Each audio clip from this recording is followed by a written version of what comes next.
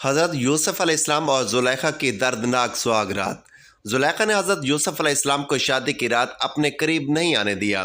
حضرت یوسف علیہ السلام جب بھی زلیخا کو بستر پر بلاتے تو وہ کہتی اس وقت نہیں، اور دن کو بلاتے تو وہ رات کا کہہ دیتی تھی۔ حضرت یوسف علیہ السلام ایک دن تنگ آ کر زلیخا سے کہنے لگے کہ بسم اللہ الرحمن الرحیم۔ حضرت یوسف علیہ السلام اور زلیخا کی شادی کا واقعہ نہایت عبرت انگیز اور دلچسپ ہے۔ روایات میں آتا ہے کہ جب حضرت یوسف علیہ السلام مصر کے حکمران بنے اور زلیخا کو اس حال میں پایا کہ وہ بڑھاپے اور معرومی کی وجہ سے ضعیف اور بینائی سے محروم ہو چکی تھی، تو یوسف علیہ السلام نے اللہ تبارک و تعالیٰ سے دعا کی کہ اگر یہ عورت سچی توبہ کر چکی ہے تو اس کی جوانی اور حسن لوٹا دے۔ چنانچہ اللہ تبارک و تعالیٰ نے زلیخا کو پھر سے جوان، حسین اور بینائی عطا فرمائی۔ پھر زلیخا نے حضرت یوسف کے ہاتھوں پر توبہ کی اور اپنی تمام غلطیوں کا اعتراف کیا۔ اس کی توبہ قبول ہوئی تو حضرت یوسف علیہ السلام نے اللہ کے حکم سے اس سے نکاح کر لیا۔ کہا جاتا ہے کہ ان کی شادی کے بعد زلیخا کا وہ مقام نصیب ہوا جو دنیا کی کسی عورت کو نصیب نہ ہوا، اور وہ دن رات حضرت یوسف علیہ السلام کے ساتھ اللہ کی عبادت میں مشغول رہتی تھی۔ یہ واقعہ اس بات کی بڑی دلیل ہے کہ اللہ کی رحمت توبہ کرنے والوں کے لیے وسیع ہے، اور مخلص توبہ انسان کو گناہوں کے اندھیروں سے نکال کر عزت اور سعادت کی بلندیوں تک پہنچا دیتی ہے۔ حضرت یوسف علیہ السلام اور زلیخا کی کہانی قرآن مجید میں ایک عظیم عبرت انگیز اور نصیحت کے طور پر بیان ہوئی ہے۔ زلیخا وہ عورت تھی جو اپنے حسن و جمال اور مال و دولت پر ناز کیا کرتی تھی، اور یوسف علیہ السلام کی پاکیزگی اور تقوی کے باوجود ان کو گناہ کی دعوت دیتی رہی، مگر حضرت یوسف علیہ السلام نے ہر حال میں اللہ کی پناہ مانگی اور اپنے نفس کو گناہ سے بچائے رکھا، یہاں تک کہ وہ جیل میں ڈال دیے گئے، لیکن صبر اور استقامت پر قائم رہے۔ وقت گزرتا گیا اور اللہ نے حضرت یوسف علیہ السلام کو مصر کا وزیر اور ملک کا حاکم بنا دیا۔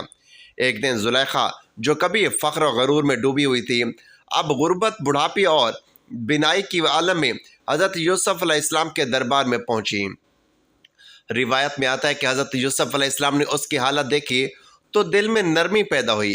زلیخا نے اپنی زندگی کی تمام حقیقتیں بیان کی، اپنے گناہوں کا اعتراف کیا اور اللہ کے حضور سچی توبہ کی۔ اس کی توبہ ایسی خالص تھی کہ اللہ تعالیٰ نے اس پر اپنی رحمت نازل فرمائی اور اس کی جوانی، حسن اور بینائی واپس لوٹا دی۔ حضرت یوسف علیہ السلام نے اللہ کے حکم سے زلیخا سے نکاح کر لیا۔ شادی کے بعد زلیخا کی زندگی یکسر بدل گئی۔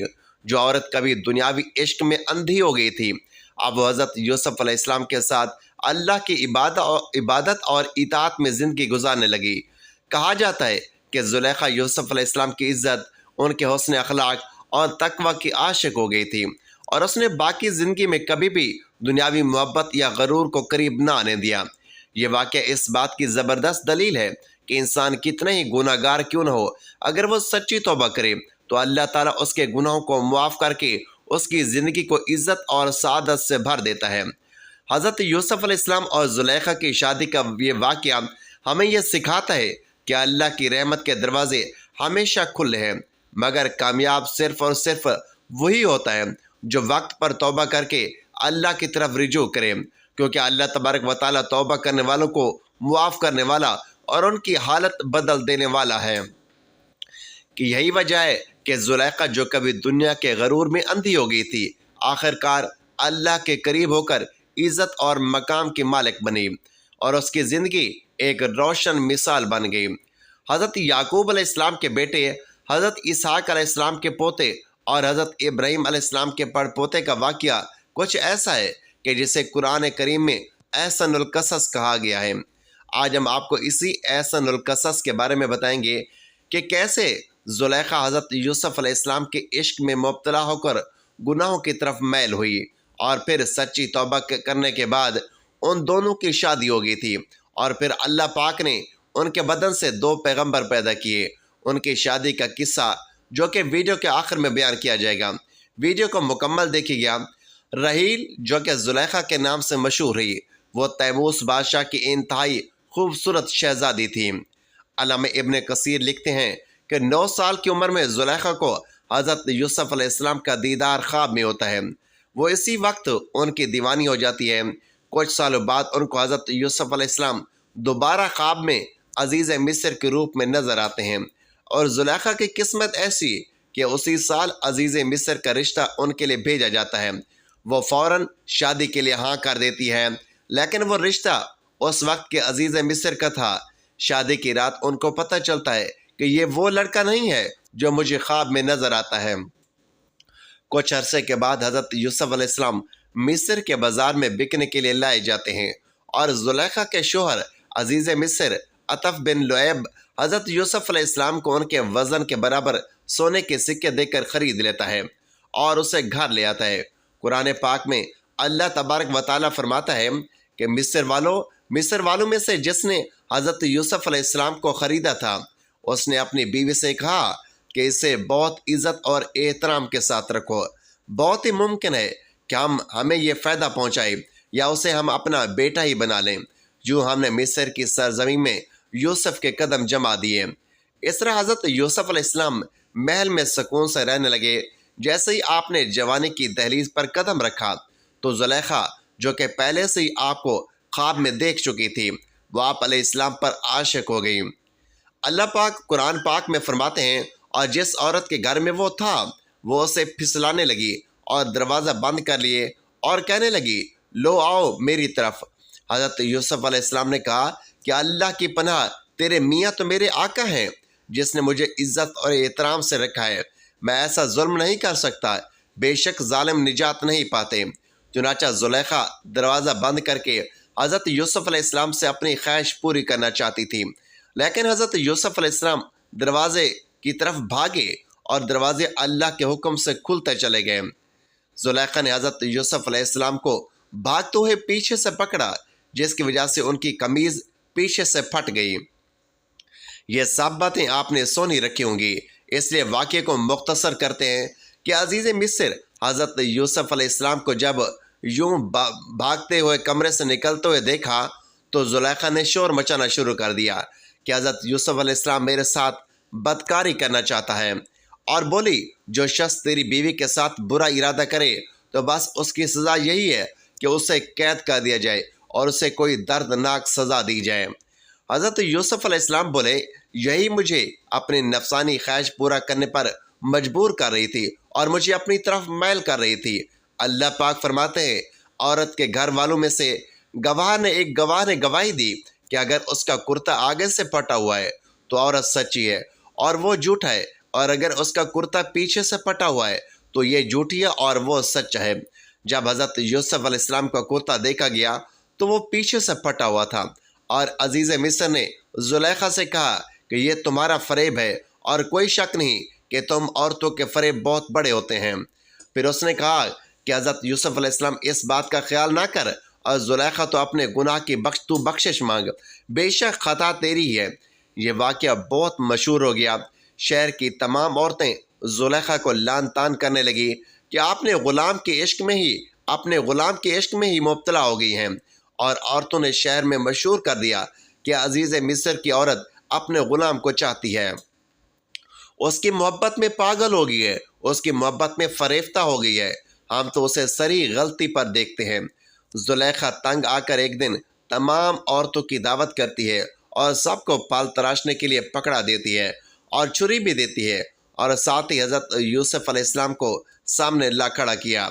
بس پھر ان عورتوں نے حضرت یوسف علیہ السلام کی خوبصورتی میں مدہوش ہو کر پلوں کی جگہ اپنی انگلیاں ہی کاٹ ڈالیں، اور زلیخا بولی کہ یہی وہ غلام ہے جس کے بارے میں تم عورتیں مجھ پر لعنت ملامت کر رہی تھیں۔ میں نے ہر چند اس سے اپنا مطلب حاصل کرنا چاہا، اس سے اپنی خواہش پوری کرانا چاہیے، لیکن اس نے اپنے آپ کو روک لیا، اور جو کچھ میں کہہ رہی ہوں، اگر یہ وہ کام نہ کرے گا تو قید کر دیا جائے گا اور ذلیل اور خوار ہوگا اور رسوا ہوگا۔ زلیخا کی منت سماجت کرنے پر کہ میری بیوی کی عزت پورے شہر میں داؤ پر لگ گئی ہے، عزیز مصر نے حضرت یوسف علیہ السلام کو قید میں ڈال دیا۔ پھر 7 سال بعد عزیز مصر کی ایک انتہائی عجیب و غریب خواب کی تعبیر بتانے پر حضرت یوسف علیہ السلام کو رہائی مل گئی۔ عزیز مصر اپنی وفات سے پہلے ہی تمام اختیارات حضرت یوسف علیہ السلام کے ہاتھ کر گئے، چنانچہ اس کی وفات کے بعد ریان بن ولید نے حضرت یوسف علیہ السلام کو ہی عزیز مصر بنا دیا۔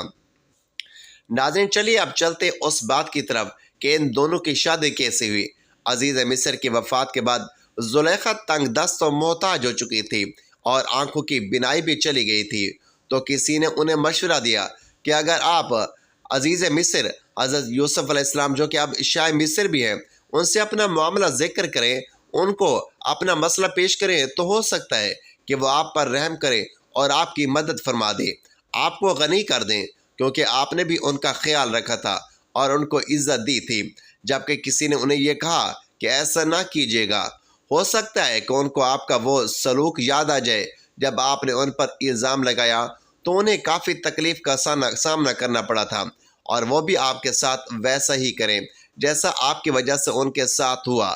تو فرمانے لگے کہ میں ان کی بردباری اور کرم نوازی کو خوب جانتی ہوں۔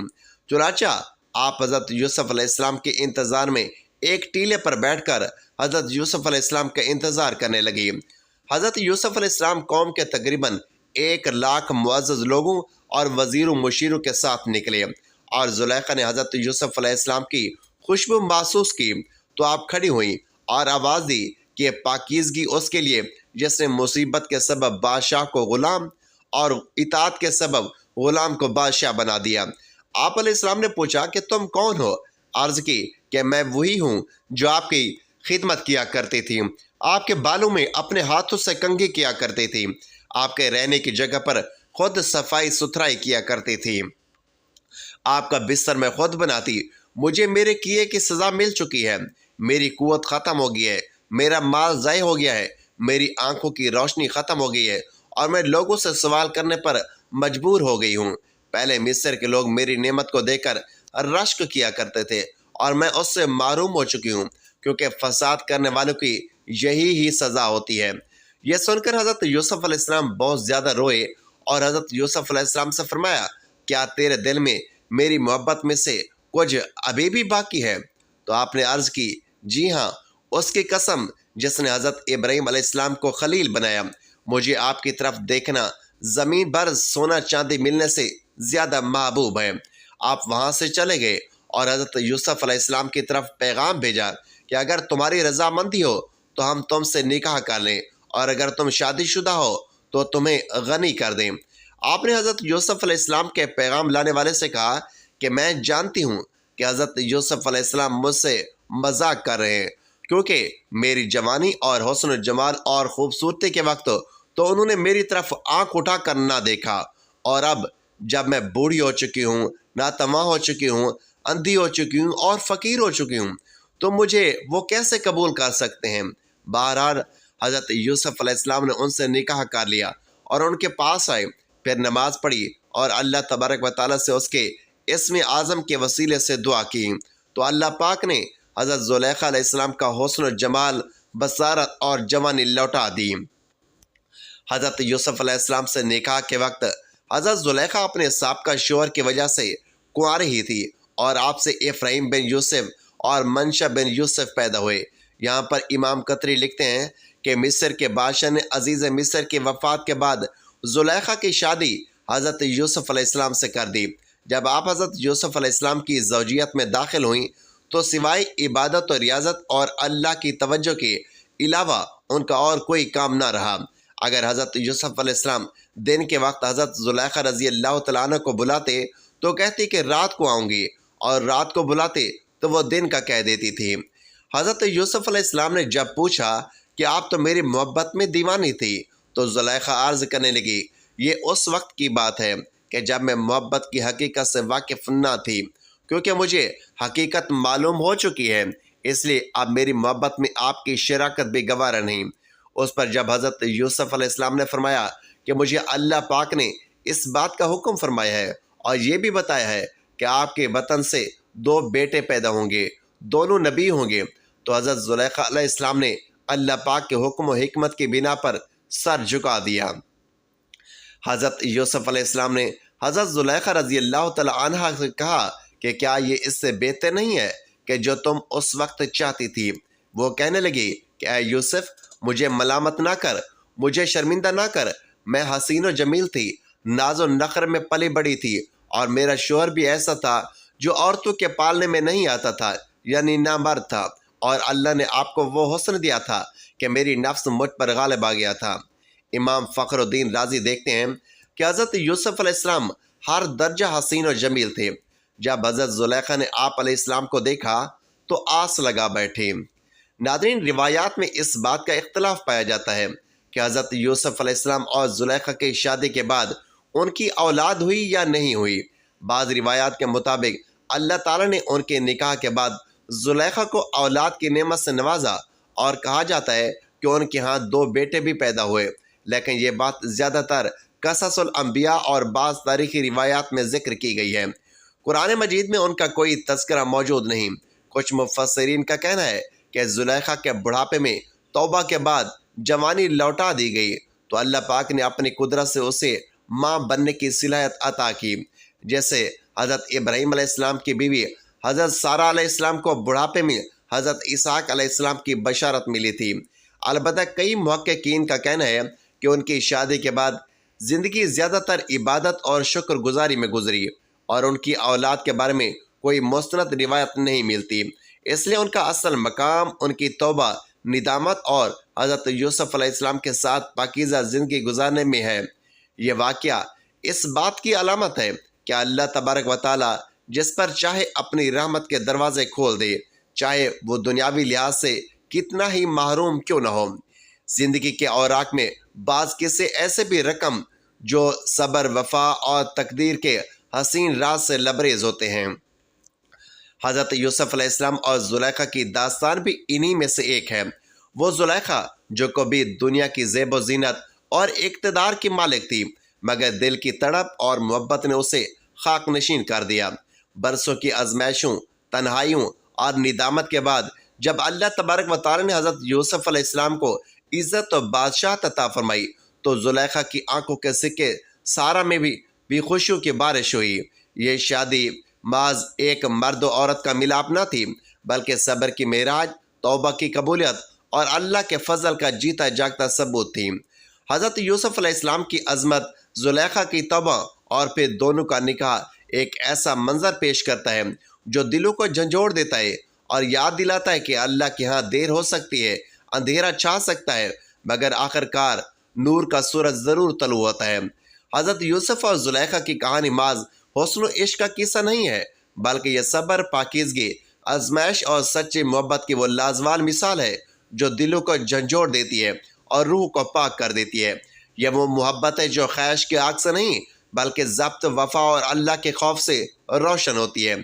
जहाँ हज़रत यूसुफ का बेमिसाल हुस्न सिर्फ चेहरों को नहीं बल्कि किरदारों को भी आजमाने आता है, और ज़ुलेखा का जज्बा मोहब्बत इब्तिदा में चाहे दुनियावी ख्वाहिश में लिपटा हो, मगर वक्त की भट्टी में जलकर खालिस हो जाता है।